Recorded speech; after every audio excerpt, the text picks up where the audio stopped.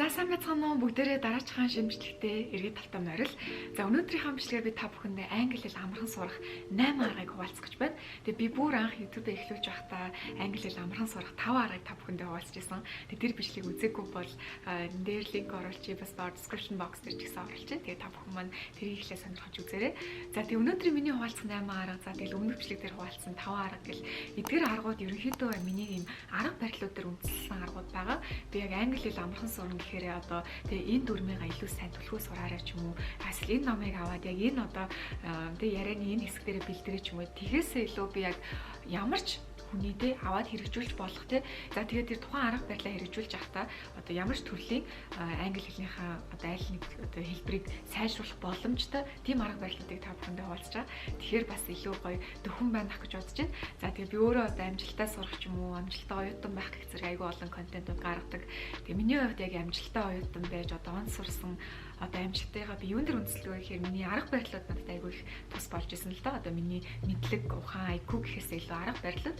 Тийм учраас би хүн болгон онцлох боломжтой, хүн болгон амжилттай оюутан байх боломжтой гэж боддог. За түүнтэй адилхан хүн болгон англи хэлийг бас амархан сурах боломжтой. Хэрвээ та бүхэн өөрсөндөө яг зөв арга барилуудаа өөрийнхөө хэм маяг тохируулаад хэрэгжилж чадах юм бол англи хэл бол айгүй бас амархан сурах боломжтой хэлүүдийн нэг гэж би бол хувьдаа боддог. За тэгээ өнөөдөр 8 арга хуваалцнаа хэдүүлээ арга бүр дээр би бас тодорхой хэмжээний тайлбар өгмөр байгаа учраас эртхэн эхлэе. За англи хэл амархан сурах одоо хамгийн ихний зөвлөгөө нь юу вэ гэхээр чиглэлээ тодорхойлох айгүй чухал. Яг гэвэл англи хэл нь өөрөө айгүй олон төрлийн чиглэлтэй байдаг. Одоо жишээ нь академик англи хэл гэж байна, бизнесийн англи хэл гэж байна, урлаг спортын англи хэл гэж байна, аялал жуулчлалын англи хэл гэж байна. Гэх мэтчлэн нөгөө нэг одоо хэлний хэв маягууд нь хэлбэрүүд нь айгүй олон төрлөөр оршдог. Монгол хэл дээр яг ингэ буухаар бас яг юм байдгүй л да. Одоо жишээ нь аялал жуулчлалын монгол хэл шал тустай байдгүй шүү дээ. Бизнесийн монгол хэл нэг тустай байдгүй. Ерөнхийдөө яг бизнесийн монгол хэлэгч тий аялал жуулчлалын монгол хүмүүс ч ойлгох ч. Тэгээ ерөнхийдөө ингэдэ айгүй нөгөө хэрэглэгддэг үгс нь айгүй хоорондоо харилцан адил байдаг учраас миний бодлоор бол монгол хэл ерөнхийдөө юм түгээмэл гэж боддог. Англи хэл дээр болохоор та жишээ нь яг одоо тий яг зорилгоо тодорхойлох хэрэгтэй. Яг яах гэж тэр англи хэлийг сурж байгаа юм бэ тий? Та оюутан болмоор байгаа мó, Америкт очиж сурмаар байгаа мó? За эсвэл зүгээр дараа сар найзуудтайгаа аялахыг хүсэж байгаа мó? Эсвэл та зүгээр нэг бизнес хиймээр байгаа мó тий? Тхийн тул түншүүдтэй англиар харилцах хэрэгтэй байгаа мó? Гэх мэтлэн чиглэлээ тодорхойлоод тухайн чиглэл рүүгээ чиглэсэн сургалт, семинар ч юм уу, ном ч юм уу тий, бичлэг ч юм уу ингээд үзээд явбал илүү одоо цаг хэмнэн бас илүү үр дүнтэй байдаг. За би жишээ нь одоо Америкт ингэ амьдарч байхад найзуудтайгаа шал өөр англи хэлээр ярьдаг. Тэнгуутаа их сургуульд ороод доктор, профессорудтайгаа маш өөр англи хэлээр ярьж одоо бичгийн англи хэл эссе ч юм уу тэр бүгд илүү академик төвшөнд болж ирдэг. Одоо ажил дээр гараад те яг захирлуудтайгаа ч юм уу хамтран ажиллацтайгаа ажиллаад ирэхэд бизнесийн англи хэлийг илүү төлхөө ашигладаг. Тэгэхээр миний хувьд бол ерөнхийдөө ингэ аюу олон хөвөрсөн л доо яг миний англи хэлний хэрэглээ. Тэгэхээр та бүхний хувьд яг хаана байх гэдэг те яг тэрийг тодорхойлчих юм бол одоо тухайн одоо тэр зах зээл ч юм уу чиглэлийнхаа яг хэрэглэгддэг үгс хэллэгийг хэрэглээд ирэхээр танд одоо илүү амар төхөн болдог гэсэн үг. За хоёр дахь зөвлөгөө нь болохоор тол руу хараад чанга ярих. Ер нь бол толтой би бүр хүн болгоныг аягүй сайн найзалж сураасаа гэж боддог л тоо. Тол гэхээр л дээ заавал ч хараад ингээл үсээ толтол ингээл нүр хамаа толтчаал гардаг тийм одоо хэрэгсэл биш аахгүй. Тол гэдэг чинь маш хүчрхэг тийм одоо нэгэн түүлтэй аягүй том зэвсэг. Миний хувьд бол одоо би толтой аягүй олон төрлөөр харьцдаг. Жишээ нь би өөртөө итгэлээ толноос олж авч исэн ч юм уу. За эсвэл ямар нэгэн ихтгэл тавихтаа ч юм уу, лекц семинар тавихтаа толны өмнө бүр сайн бэлтэж байгаа тийм шууд ингээл гараал тайзан дээр хизээч ярихгүй шүү дээ. Тэр чинь өмнө бүр ингээд өөрөө ихлээр контентоо боловсруулад ч юм уу. За дараа нь одоо ингээд тал руу харж байнга ярьж агаад ч юм уу. Тэгж агаад гарч ирээ ярьдаг. Одоо жишээ миний YouTube хийж байгаа энэ үйл явдал ч гэсэн би анх одоо бол шууд ингээд ер нь бичээд эхэлж чаддаг болсон. Өмнө бол өстой тал руу харж байгаа л нөгөө нэг хитэн аргуудаа дахин давтаж хэлж байгаа л тий. Тэгэл за одоо бас одоо яг бичээ гэл ингээд эхлүүлдэг байсан. Тэгэхээр та бүхний би толтой яг тэр одоо өөрийгөө бэлдэх байдлаар өөрийгөө тасгалжуулах байдлаар сайн харилцаж сураасаа гэж хүсэж байна. За англи хэл дээр болохоор яагаад би толтой харьцаж байгаа гэхээр одоо нөгөө хүний эрүү гэж одоо нэг юм чилээ байд юм шиг байна. Ялангуяа нөгөө монголчууд маань одоо аман дотор айгу бувтанж ярьдаг байхгүй юу? Аман дотроо бувтанж ярьдаг болохоор одоо чимээгүй ярьдаг төрлийн хүмүүс нэлээд нам дуугаар яг аман дотроо ингээд өөртөө ярихад нөгөө талын хүн айгу сайн сонсоод ойлгоод авчдаг. Америкчууд болохоор айгу чанга ярьдаг учраас нөгөө нэг үг хэллэг нь айгу том юм юутай байдаг. Одоо нөгөө нюанстай амар хэлбэлцэлтэй байдаг. Одоо жишээ нь affirmation гэдэг үг байлаа гэж бодоход affirmation гэдэг тол руу харж агаад яг нөгөө бүр амаа бүр одоо экстрим байдлаар илүү одоо сенсацлж тэр үгийг хэлж одоо амныхаа тэр ам ирүүнийхээ чилэг гаргаарай, чилэг тайлаарай гэж хэлмээрээ. Одоо чинь тал руу харж байгаа те affirmation гэдэг. Хүнтэй одоо ярихтаа мэдээж affirmation гэл дотроо л ярьж штэ. Бараг нэг л удаа амаа хөдөлгөөд ч юм уу те. Гэхдээ тал руу харж байхдаа та affirmation гэдэг бүр ингээ амаа бүр ингээ байж болох тэр бүх булчингийг хөдөлгөж одоо хэлэх юм бол таны нөгөө үг хэллэх одоо акцент илүү сайжирдаг. За тэгээд тал руу хараад ярих бол бүр аюулгүй болон давуу талтай баг тустай тэгээд талтай харьцуулах гэж бичлэг хийдэг гэж бодлоо. Ер нь бол одоо нөгөө хүн чинь талтай ингээд яриад өөртөө хэлээд яг тэр яриагаа дасгачих юм бол дараа нь хин нэгэн дээр очиод ярихад та баг нөгөө нэг тархинаас ч илүү төрүүлээд амчин ярьчих байхгүй нөгөө амчин нөгөө хангалттай дасгал хийсэн болохоор та дотроо бодоод юу гэж хэлэх ёстой вэ яах ёстой вэ гэдэг шаардлагагүй. Хэрвээ та зөв дасгал сургалтаа хийсэн бол амчин яг зөвөр ингээд яриад эхэлчихдэг. Тийм бас байдаг шүү. Тэгээд нөгөө Америкчууд ч айгүй чанга ярьдаг. Би нөгөө Америкчууд гэдэг байгаа юм би бас өөрөө сүүлийн 5 жил Америкт байсан учраас яг одоо өөрийнхөө туршлага дээр л үндэслэж ярьж байна. Ерөнхийдөө барууны орныхоо айгүй чанга ярьдаг тий. Одоо ингээл миний одоо ингээд ярьж байгаа энгийн тооноос бүр илүү өндөр түвшинд одоо ингээд амар юм хүчтэй ирж хүчтэй юм чанга ярьдаг. Одоо энгийн байгаа юм шүү дээ тий.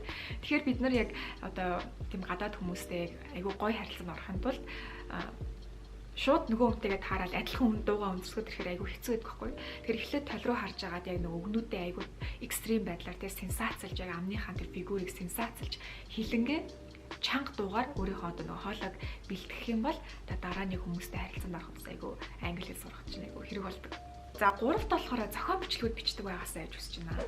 За яагаад би зохион бичлэгүүдийг санал болгож байгаа юм бэ гэхээр би өөрөө айгүйх зохион бичлэг бичдэг байсан. 10 жилдээч тэр за их сургуульд ороод илүү өндөр түвшний 20 30 40 онцтой эссенүүд бичдэг болсон.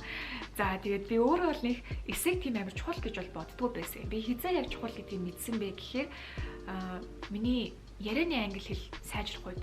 Гэтэ би ярианы англи хэлээ яаж сайжруулсан гэж боддог вэ гэхээр миний бичгийн чадвараар сайжирсан байхгүй юу? Яагаад гэвэл би маш их бичдэг байсан. Ялангуяа их сургуульд байхдаа бүр өндөр түвшний тий академик түвшний зохион бичлэгүүдийг, эссенүүдийг, research paper-уудыг ингээд бичээд суух тусам хүн нөгөө нэг эссе аягүй сайн бичиж сурах нь хүнийг бодлыг эмгэг зэгцтэй болгоход тусалдаг. Угаасаа хүн чинь эссе бичигт чинь хамаа намаагүй ингээд өгүүлбэрүүд оруулаад санаанууд оруулаад гэж болохгүй шүү дээ. Тэр чинь гол санаагаа гаргаад одоо эхлэл ч юм уу, оршил ч юм уу, за тэгэл одоо оргил хэсэг бла бла бла гэд. За тэгээд төгсгөл хэсэгт нь гоё уяад базаад хэлэх тэр бүгд чинь эссен дээр аягүй сайн давтагддаг байхгүй тэр бүх чадварууд. Тэгэнгүүт би нөгөө нэг аягүй хэсэг бичдэг байсан би гадуур нэг олон хүмүүстэй ингээл уулзаал яриад ингээл шоудаа ч юм найз нөхдөд ингэж нэг явдггүй байсан та бүхэн мэдчихээ би өөрөө ч аягүй тэрийг хэлдэг. Тэгээ тийм байсан мөртлөө миний ярианы англи хэл аягүй юм богино хугацаанд аягүй сайжирсан байхгүй. Тэгээ би яагаад сайжирсан юм болоо гэд бодонгууд сайжрахтаа одоо ингээл одоо нөгөө slang words ч юм уу амар тийм үг хэллэгээрээ тийм сайжрах биш. Айгу эмх цэгцтэй ярьдаг болсон байсан би англиар ярихдаа нэг тийм сул үг ашиглахгүй ч юм уу сул өгүүлбэрүүд сул санаанууд нэг ашиглахгүй яг айгу эмх цэгцтэй яриад ингээд санаа бодлоо илэрхийлээд базаа дуусч чаддаг болсон байсан. Тэгээ би энэ чадрыгаа хөөх би эссегээрээ дамжуулж миний ярианы ур чадвар сайжирчлаа даа гэж бодчихсон. За тэгээ сая Монголд ирээд нөгөө навшаа зэгслэн гэрээ шүү дээ. Гэртээ ирээд нөгөө тогшлуудаа баг ялангуяа баг насныхаа тогшлуудыг ингээд зэгцлээд хаяхын хаяад ч юм уу те ингээд суусан чинь би нэг дэвтэр олсон байхгүй юу. Тэгээ тэр дэвтэр дээр би 10 жилдээ эссе бичдэг гэсэн дэвтэр олсон. Тэгээ манай англи хэлний багш маань биднэрт ингээд өдөрт нэг хуудас нэг эссе бич гэдэг тийм даалгавар өгдөг гэсэн. Тэгээ тэрийг яг өөрөө шалгадаг. Тэгмэд нөгөө багш шалдаг болохоор яалтч хийх хэрэгтэй болно. Тэгээл яг өдөрт ингээд нэг хуудас эссе ингээд бичдэг байсан мэлээ. Тэгээ би та бүхэндээ юу одоо бичлэгийг ингээд ярьж байхдаа оруулж одоо надад таалал. За энэ ингээд миний нөгөө нэг 10 жилдээ бичдэг байсан эссений дэвтэр миний олсон гэдээсэн. Тэгээд би нөгөө нэг өөрийнхөө дэвтрүүдийг бүгдийг нэг хөөрхөн нөгөө нэг бэлэг ороод цаас авч ингээ хавцалчдаг гэсэн юм. Тэгэхээр ингээ хэрэглэхэд хүртэл их хөөрхөн хайр хүрмээр. За тэгээд journal entry нэг гэдээ харж аваад ингээд өдөрт яг нэг л хуудас юм эссе бичдэг даалгавар өгдөг гэсэн юм билээ. Тэгээ энийг ингээд одоо энэ дээр жишээ нь when has music most moved your soul гэл тэ. За дараачийн хуудас нь болохоор энэ болохоор ингээд багшийн алдааг нэг цастын дахиж ингээд бичээд ингээд өгүүлэлтээ авдаг гэсэн байна. За хоёр дахь нь болохоор time when I was extremely nervous about something, so nervous I started to sweat гэл тэ. Ингээл бүгд өөр өөр одоо топикуудтай гарчгуудтай. Тэгээ бүгднгийн яг ингээд нэг хуудас бичингууд багш маань биднэрт ингээд засаа тайлбарлаж өгөөд тэ алдаа малдааг ингээд хараад хоорондоо бид нар бибинийхээ эсээ хүртэл засдаг байсан. Тэгээд зөв болгож ингээд шинээр бичээд ингээд явдаг байсан. Тэр дэвтэр дээр болохоор ингээл тэг ямар ч хамаагүй топикоор бичдэг. Тэгээд тэр топикуудыг гарчгуудыг манай багш өөрөө ингээд биднэрт санал болгочтой. Тэгээд бид нар тэрээс нь сонгоод өдөрт нэгийг бичдэг байсан. Тэгээд амар сайн бичих шаардлагагүй зүгээр л санаагаа гаргаж одоо сурах тийм дасгал хийлгүүлээд байсан болов уу гэж бодсон л доо. Тэгээд би тэр дасгалыг хийдэг байснаач мартцсан байсан. Сайн Монгол дээр тэр дэвтрийг хараад хөөх энэ бас айгүй мундаг үр өгөөжтэй үр дүнтэй дасгал байсан юм байна даа гэж бодсон. Тэгэхээр та бүхэн маань хэрвээ ярианы англи хэлээ сайжруулмаар байгаа бол ганц яриан дээрээ бэлдээд байхгүй сайн бичиж сураарай. Сайн эссе бичээд сурчих юм бол та санаа бодлоо илэрхийлээ, санаа бодлоо батлаа, зэгцлээд сурчдаг. Тэгэхээр яг тэр чинь яриан дээр чинь айгүй нөлөөлдөг. Яагаад гэвэл энэ чинь нэг тархиар сэтгэж байгаа учраас гэдэг. Тийм юм шиг байна. За дөрөвт зөвлөгөө нь болохоор англи хэл дээр та бүхэн маань түргэн хэллэг хэлж үзээрэй гэж хүсэж байна. Монгол хэл дээр бид нар зөндөө олон түргэн хэллэг хэлдэг байсан шүү дээ. Монгол хэл уран зохиолын хичээл дээр багтаа тий. Тэр чинь бас бидний нөгөө нэг амны фигурыг задлж одоо монгол хэлээ ингээд төвтөрч гацхгүйгээр аягүй сайн ярьдаг болгоход бидэрт одоо нэгсэндээ энэ яг 90 амны булчингуудыг аягүй сайн сайжруулад байгаа юм л та. Тэгэхээр яг энэ түргэн хэллэг гэдэг зүйл нь ганц монгол хэл дээр байдгүй бүх орны хэллүүдээр байдаг тийм ээ. Түгээмэл дасгал. Тэгэхээр яг түргэн хэллэгийг англи хэл дээр хэлж сурах юм бол нөгөө үг хэлээл ч юм уу англиар ярих гэхээр мэдээд байгаа мөртлөө бодоод ойлгоод байгаа мөртлөө тэгээ юу хэлмээр байгаа мэдээд байгаа үгийн ч хүртэл мэдээд байгаа мөртлөө нэг юм шүлсэн ингээл гацаад ч юм уу хэл нь орооцолтоод нэг юм ам нь ингээл нээлж өгдөгөө үед байдаг шүү дээ. Надад тийм үе зөндөө байдаг байсан. Тэгэхээр би айгүй ойлгож байна. Тэгээ тийм үед яадаг байсан гэхээр би Google-с та бүхэн маань English tongue twisters гэ хайх юм бол хамгийн ихний линк нь 50 tongue twisters to improve pronunciation in English гэж гарч ирнэ. Тэгээ тэрийг би ингээ өдөрт ингээд ганц хоёроор ингээд бүр аягүй сайн 20-30 минут дасгал хийждэг байсан байхгүй юу. Нэг удаан ч бишээ те. Нэг сар 2 сарын хугацаанд хийхэд л надад аягүй сайн өөрчлөлт мэдэрсэн. Тэгээ та бүхэн одоо нэг нь хэлж үзүүлье. За 6 дээр нь ice cream, you scream, we all scream for ice cream. Ice cream, you scream, we all scream for ice cream. Ice cream, you scream, we all scream for ice cream гэдэг.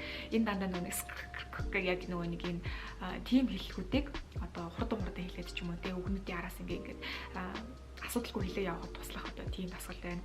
За эсвэл одоо бүр ингэ s үсгэн дээр те s гэдэг яг энэ уртлын гэдэг өөр is одоо дуунуудыг дуу авиануудыг бас сайжруулах зорилготой. Дөрөвт нь болохоор she sells seashells by the seashore. She sells seashells by the seashore. She sells seashells by the seashore. За энэ сая гоё. Бас нэг эс үсгэнээр байна. I saw Susie sitting in a I saw Susie sitting in a shoe shine shop. I saw Susie sitting in a shoe shine shop гэдэг.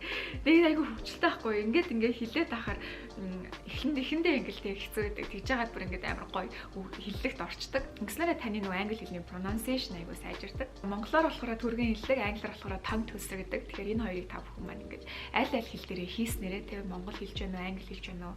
Яг таны нөгөө ярианы ур чадварыг айгүй сайжирдаг. Тэгээ accent чинь сайжирна, pronunciation чинь сайжирна. За тэгээд бас нөгөө хэлний орооцолтоо ерөнхийдөө гаргаж өгч байгаа учраас айгүй сайн юм төвдөрч гацгүй ярих чадвартай болдог. За миний та бүхэнд өгөх 5 дахь зөвлөгөө болохоор ямар нэгэн мэдээний тийм ээ нийтлэлүүдийг ч юм уу артиклуудыг уншсныхаа дараа та бүхэн маань англиар давхар уншиж байгаарай. За чинь одоо нөө Facebook дээр ингээл homepage ингээл scroll-дол байж ангууд news цэг юм ч юм уу, өргөх ч юм уу, зарих ч юм уу тий. За bureau цэг юм ч юм уу. Эдгээр одоо нөгөө нэг нийтлэлийн газрууд маань одоо янз бүрийн мэдээнүүдийг орчуулад нийтлж гаргадаг шүү дээ тийм ээ. Одоо наацхан гэхэд түрүү 7 хоногт бол миний мэдгээр бол Английн royal-ууд Prince Harry, Meghan Markle хоёрын талаар айгүй их одоо шууган тарьсан. Тэр хоёр маань Oprah-тай цуг ярилцлаганд орсон байсан тийм ээ. Тэгээ энэ талаар ингээд нөгөө Монгол мэдээний сайтууд ингээд гаргацсан байгаа хгүй. Тэгвэл тэрийг мэдээж нөгөө Facebook-ээр монголчууд өөрсдөө бид нэг харах юм бол тэмдэглэл төрүүлж гарч ирж штэ тийм Монгол мэдээний сайтууд нь. Тэр Монгол мэдээний сайтуудаас уншичаад ийм юм болсон юм байна гэчээд орохгүй та бүхэн маань Google руу орж агаад яг тэр одоо гарчгийг тий орчуулад англиар хайх юм бол Английн BBC ч юм уу, за эсвэл одоо Washington Post, New York Times, Wall Street Journal гэл энэ бүх одоо нөгөө барууны том мэдээний сайтууд хамгийн ихэлж нийтэлсэн байдаг. Одоо Монголын сэтгүүлч нар маань нэгсэндээ тэр одоо мэдээний вебсайтнуудаас л орчуулсан байгаа шүү дээ, тийм ээ. Яг хин ч одоо Монголын сэтгүүлч нарт ингээд ганцаархан нь шууд юм direct message өгөхгүй. Тэр бол бүгд ингээд мэдээнээс мэдээ рүү орчуулдаг. Тиймдээ ч бас 1-2 хоног заримдаа хоцорсон байдаг тийм үү. За тэгэхээр энэ дээр юу гэж хэлэх гээд байна гэхээр би та бүхнийг ингээд хоёр төрлөөр нь яг нэг мэдээг ингэж уншдаг байгаасаа гэж үзэж байна. Яагаад гэвэл энэ нь таныг нөгөө нэг утгацсан хувьд аягүй сайн зөв ойлголттой болж өгдөг. Би нөгөө Монгол тахта Монгол мэдээгээл уншаад явчихдаг гэсэн л та. Тэгэл ийм болж байгаа юм гээл нэг англи руу уншихгүй. За тэгээ Америкт очсон чинь нөгөө Монгол мэдээнүүдээсээ жоохон холдоод яг англид Америкт байгаа юм чинь тэгээд нөгөө Америк мэдээнүүд нь хамгийн төрүүлж гарч ирдэг болсон.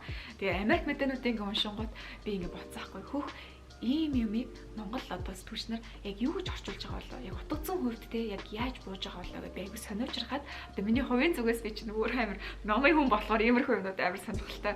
Тэгэл цаг гаргаад Google руу орж байгаа л одоо news segment дээр ч юм орж байгаа л хайгаал тэгэнгүүтээ Монгол сэтгүүлч нар маань хөөх энэ өгүүлбэр ингэж гой бууд юм байна ч юм уу те одоо энэ үгийг ингэж гой орчуулд юм байна ч юм уу тийм байдлаар би ингээд хоёр талаас нь ингээд ойлгоод явах айгу дуртай байдаг гэсэн. За тэгээ одоо Монголд ирчээд болохоор ихтэй Монгол мэдээнүүдийг уншиж байгаа төрүүлээд тэгээд дараа нь нөгөө англитайгаа ингээ харьцуулаад үзэхээр айгүй гоё. Нэгснээ нөгөө баруун зүүн тарих гэдэг шиг л яг одоо нөгөө англи хэл сурах чинь гэхээр л англи хэлэнүүдээ л англиараа яриад дөрмийн номоо уншаал ингээд таахгүй монгол хэлтэйгээ хослуулаад ялангуяа монгол хэлнийхээ утга зүйтэй нь хослуулаад ойлгох юм бол танд одоо буухад илүү амар болдог. За миний та бүхэн өгч байгаа 6 дахь зөвлөгөө болохоор ер нь айгүй хөгжилтэй та бүхний баг өдөр болгон хийх боломжтой нэгэн зөвлөгөө байгаа. Тэр нь болохоор англи кино, англи сабтайтлтай үзэх. Миний харж байгаачлан айгүй олон хүмүүс нөгөө нэг монгол орчуулгатай гадаадын Холливуудын кинонууд үзээд байдаг. Тэгээд өөрсдөө ингээд гадаад кино үзчихээ ингэж бодоод байдаг л та. Тэгээд яг нөгөө доор нь сабтайтл хатмал нь яваад байгаа юм. Гэхдээ монгол орчуулгатай болохоор чихэн дээр нөгөө монголоор буугаад тахаар мэдгүй яг нэг англи үгнүүд яг монголоор бас зарим нь айгу зөв одоо 100% үнэн зөв ч юм уу те яг утгацсан хувьд буудгүй учраас би та бүхнийг яг англиар нь сонсоод англи сабтайтлтай үзээд явсаа гэж хүсэж байна. Тэгээд ойлгохгүй байсан ч гэсэн хамаагүй те яг тэр үйл явдлыг хараад аль болох тэр үгтэй бүр ингээд мачилж ойлгох гэж бүр хичээгээрээ ингэснээрээ та бүхэн нөгөө аюу олон чадруудыг давхар сурах гэдэг байхгүй кино үзнэ гэдэг чинь бас яг бас ухамсартайгаар үзэх юм бол зүгээр нэг цаг хүрж байгаа зүйл бол биш тийм ээ кино гэдэг чинь маш агуу урлаг. Тэгэхээр тэрийг та бүхэн маань бас ашиглан өөрийнхөө англи хэл сурах нэгэн арга болгож болно. Тэгээд киног яг англи хэлээр англи сабтайтлаар давхар үзэхээр таны сонсгол сайжирдаг, таны унших одоо хурд сайжирдаг тий таны мэдрэмж сайжирдаг, таны одоо англи хэлний тэр одоо англиар ярьж байгаа хүмүүсийн хоорондох одоо тэр утгацсан одоо жокүүд ч юм уу тий хоорондоо нариг цэгж байгаа өгнүүд ч юм уу хайр дурлалын романсын тэр одоо нюансууд ч юм уу тэр бүгдийг яг өөр хэл дээр одоо шингээж авч яана гэж айгүй өөр одоо мэдрэмж өгдөг л та. Тэгэхгүй яг өөр хэл дээр тэгж гарч ирж байгаа зүйлсийг яг монголоор нь махчилж ингээд сонсоод байхаар та нэг монголоор л ойлгоод байдаг байхгүй. Тэгэхгүй яг тэр өөр хэл гэдэг чинь нэгсэндээ та шал өөр хүний ингээд дүрд орж байгаа гэсэн үгтэй ингээд өөр хүний дүрд гэхээс илүү одоо таны өөр хувилбар бий болж байдаг. Тийм биш үү уучлаарай. Би нөгөө англиар ярихаараа айгүй өөр ариун заяа болдог. Монголоор ярихаараа бас нэг өөр ариун заяа болдог. Тэгээд би ингээ хоёр ариун заяа болоод байгаа юм биш. Энэ нь болохоор би өөрийнхөө арай өөр хувилбарыг ингээ бүтээж ин гэсэн. Тийм үү. Тэгэхээр хоёр өөр хүн биш. Нэг хүн гэхдээ хоёр өөр одоо хувилбар ч юм хоёр өөр ертөнцид давхар орших боломжтой. Яагаад гэвэл хэл гэдэг нь өөрөө нөгөө нэг шал өөр одоо уур амьсгал, соёл иргэншил тийм ээ. Тэр одоо бүх зүйлсийг агуулдаг учраас яг монголоор англи хэлийг төгсөрнө гэдэг бол тэгж ойлгоод байдаг хүмүүс байна. Гэхдээ яг англи хэлийг яг зөв ярьж одоо мундаг байхын тулд миний хувьд яг тэр англи буюу одоо тэр Америк ч юм уу тэр ертөнцийг ойлгодог байжээч тэр одоо хэлийг аягүй сайн сурах ч юм уу тэгж би бодсон. Ер нь Америк 5 жил амьдсны дараа. За тий аягүй олон хүмүүс хаанаас яг англиар ярьж байгаа киног англи сабтайтлтай англи хадгалтай үзэх боломжтой вэ гэж бодож байгаа. Миний хувьд бол Netflix хамгийн одоо сайн хувилбар. Netflix дээр та ямар ч киног англи хадгалтай үзэх боломжтой. Гэхдээ та Netflix-ийн нөгөө сар болгоны хураамжийг бас төлөх боломжгүй бол би YouTube-ыг санал болгож байна. YouTube дээр маш олон үр төрлийн одоо YouTube руу байгаа шүү дээ тийм ээ. Тэр бүгдээс та сонгож агаад нөгөө YouTube-ийн нөгөө CC буюу caption гэдэг одоо хадмал гаргах товч үүдэн шүү дээ. Баруун доод болонд нь байгаа. Тэр товчон дээр та бүхэн дарах юм бол ер нь бичлэг ингээд хадмалтай болоод гараад англиар ярьж байгаа бичлэг. YouTube нэг бол одоо YouTube руу өөрөө тэгж оруулсан байдаг. цаанаасаа эсвэл YouTube өөрөө бас алгоритмд гаргаад ирдэг. Тэгэхээр та бүхэн маань энэ одоо нэгсэндээ өнгөө кино үзэж байгаа байхгүй тий. За магадгүй цаг хагас юм уу 2 цагийн кино үзэх завгүй бол 10-20 минутын YouTube руу бичлэгийг бас хадмалтай ингээ үзчих юм бол бас боломжтой цаг хэмнэн. За YouTube-ээр хэрвээ та бүхэн маань англи хэл дээр хадмалтай бичлэг үзэж байгаа бол баг илүү киноноос илүү хүндөвтөр байх гэж бодож байна. Яагаад гэвэл YouTube руу ч өөр айгу хурдан ярьдаг. Одоо би жишээ нь гэхэд 15-20 минутанд та бүхэнд маш их мэдээллийг бүр ингээ багцалж ингээ хүргэхийг одоо зорж байгаа учраас ингээ одоо завсар зайгүй гэдэг ингээ ярьчихж байгаа. А кинон дээр ч юм бол те би чам хайртай. Тэгмэт нөгөөх нь нэрээ юу? Амар их юм зайтай байдаг шүү дээ тий. Паузтай. Тэгмэт нөгөө үзэж байгаа хүн ойлгох айгу одоо орон зай ч юм уу тэр цаг хугацаанд олгогддог. А YouTube ялангуяа өөр хэлээр үзэж авах бүр ингээ юу болоод өнгөрч юу гэтэл ингээ заримдаа ярьчихдаг шүү дээ тий. Тэгэхээр та бүхэнд маань бас илүү хүндэтэр байж магадгүй. Гэхдээ сайн шүү яг тэгээд үзээрэй. Тэгээд бас нэг юм хэлэхэд тэ видео дээрээс бичлэг үзэх нь илүү цаг хэмнэж магадгүй. Цаг хагас ч юм уу 2 цагийн кино үзсний оронд 10-20 минутын YouTube-ийн бичлэгүүд ингээ олноор үзээд байгаа юм бол таны бас уйдаахгүй хөвчлөлтэй байж магадгүй гэж бодож байна. За долоот зөвлөгөө маань болохоор саяны YouTube дээр үндэслээд нэг зөвлөгөө хэлье гэж бодлоо. Тэр нь болохоор нөгөө дэлхийд даяар маш олон өөр төрлийн акценттэй хүмүүс үүдэг те. Одоо жишээ нь American accent гэж байна, British accent гэж байна, Indian accent гэж байна тий. За одоо бүр Сингапурчууд Singlish гэдэг одоо Singaporean English accent гэж янз бүрийн юм акцентууд байгаа. Бүгдээрээ нийтлэг англи хэлээр ярьж байгаа. Гэхдээ шал өөрөөр ярьж байгаа тийм үү. За англи орн бол дотроо бүр олон өөр төрлийн акцентуудаар ярьдаг. За тэгэхээр эндээс би яг юу ч хэлгээд нэхээр та бүхэн маань нөгөө YouTube-ээр бичлэг одоо хадмалтай үзэж байгаа бол одоо өөр орны YouTube-руудыг бас ингээд одоо сольж үздэг байгаараа, хольж үздэг байгаараа гэж зөвлөмөр байна. За тэгээд тэхийн тул та эхлээд өөрийнхөө сонирхлыг тодорхойлоорой. За жишээ нь makeup сонирхтой бол тий. За makeup bloggers in UK гэх хайнгууд амар гоё makeup артистууд гарч ирнэ ах тий. Тэдний бичлэгийг сонгоод subtitle-ийн зэрэг тавиад үзэх юм бол тэд нар нөгөө яг өөрсдийнхөө British accent-ээр айгүй хурдан ярьж байгаа. Тэнгууд доор нь нөгөө англи subtitle нь гарангууд та тухайн акцентыг ойлгодог болно. За эсвэл та makeup artists in USA in America ч юм уу тий. Эсвэл in LA ч юм уу илүү specific болгоод хайх юм бол яг тийм гоё артистууд бас гарч ирнэ. Гэхдээ илүү American accentтэй ч юм уу, Америк үг хэлэхтэй, Америк хошигнолтой ч юм уу ярих болно. Тэгээд үзэхээр та нөгөө нэг англи хэл сурна гэхээр хүмүүс нөгөө нэг том юм гэж бодоод байдаг. Тэгэхэд эн чинь дотроо одоо чинь хэллэг нь хүртэл аюу олон өөр төрөл шүү дээ тий. Тэгэхээр нөгөө Монголд англи хэл сурж байгаа хүмүүс нөгөө дүрмээ нүдэлээдэг, дүрмийн ном дусгаал байдаг, үг цээжлэлээд, 500 үг цээжлээл, 1000 үг цээжлээл. Тэгээд яг нөгөө гадаад очиж гадаад хүнтэй яриа гэхээр American accent сурчсан бол тэгээ American accent-тэй хүнтэйгээ нэг гайгүй ойлгох зарч чаддаг. Тэгээд нэг англиар ярьсан нэг British accent-тэй хүнтэй ярих гэхээр юу ч ярьж чадахгүй болчихдог. Бүр англи хэлээ мэдэхгүй болчихдог тийм. Ийм хүндрэлтэй бас битгий уучраасаа гэж бодож байна. Тэгээд та бүхэн маань яг нэг accent-ийг төгсдөө хамгийн гоё юм ч юм уу тэгж бодвол тэрийг сураад авахгүй. Айгүй олон өөр төрлөөр ойлголцдог байх хэрэгтэй. Би жишээ нь Америкт ингээ ажиллаад явхад тэгээ уцаар маш олон өөр төрлийн англи хэлтэй хүмүүстэй таар нь одоо жишээ нь манай зарим захирлууд Indian accentтэй байсан. Тэр Indian accent-ийг ч гэсэн ойлгож тэр өгнүүдийн excuse me гэдэг ингээд даахгүй тий. Тэр чинь айгүй бүдүүлэг. Тэгээд тэр бүгдийг одоо өөрийнх нь чихэнд бас дасгах хэрэгтэй л дээ. Тэгэхэд YouTube айгүй сайн дасгал сургалт болно гэж найдаж байна. За ингээд манай бичлэгний маань хамгийн сүүлчийн зөвлөгөө буюу 8 дахь зөвлөгөө нь болохоор start with simple salutations. Тэгээд би энэ үгийг бүр өөрөө гаргаж ирсэн байгаа та бүхэндээ зориулаад. Тэгээд энэ юу гэсэн үг вэ гэхээр ерөөсөө л одоо англи хэлээ тий сайн байлгая, амархан сурж мундаг ярьдаг болъё, мундаг харилцаанд орё гэж бодож байгаа бол та бүхэн маань ерөөсөө яг энгийн яг одоо наад захын үгсүүдээс эхлэх ёстой.